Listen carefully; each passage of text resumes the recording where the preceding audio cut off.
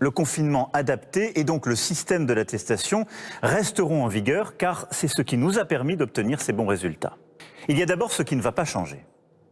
Le confinement adapté et donc le système de l'attestation resteront en vigueur car c'est ce qui nous a permis d'obtenir ces bons résultats.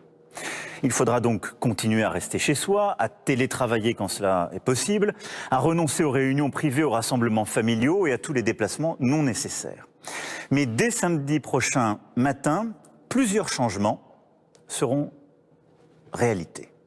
D'abord, les déplacements pour motif de promenade ou activité physique en extérieur seront désormais permis dans un rayon de 20 km et pour 3 heures. Les activités extrascolaires en plein air seront à nouveau autorisées.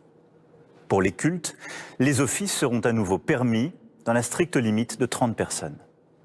Tous les commerces pourront rouvrir et les services à domicile reprendre, mais dans le cadre d'un protocole sanitaire strict qui a été négocié avec l'ensemble des professionnels que je veux ici remercier. Les commerces et les services pourront donc rouvrir, selon ces règles, jusqu'à 21 h au plus tard. Les librairies, les disquaires, les bibliothèques et archives pourront aussi rouvrir dans ces conditions. Si nous sommes bien arrivés autour des 5000 contaminations par jour et environ 2500 à 3000 personnes en réanimation, nous pourrons alors franchir un nouveau cap.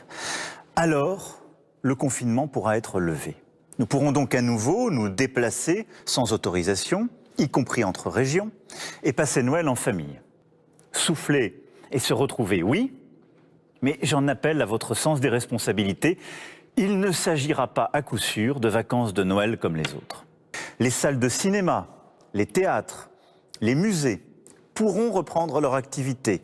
Un couvre-feu de 21 h à 7 h du matin sera mis en place. Des contraintes fortes demeureront toutefois durant cette période. Les grands rassemblements seront interdits, ainsi que tous les événements festifs dans les salles allouées. Tous les lieux qui, comme les parcs d'attractions, les parcs d'exposition, sont susceptibles de rassembler un grand nombre de personnes venant de régions différentes, resteront fermés. De même, les bars, les restaurants, les discothèques ne pourront rouvrir leurs portes, malheureusement, durant cette période.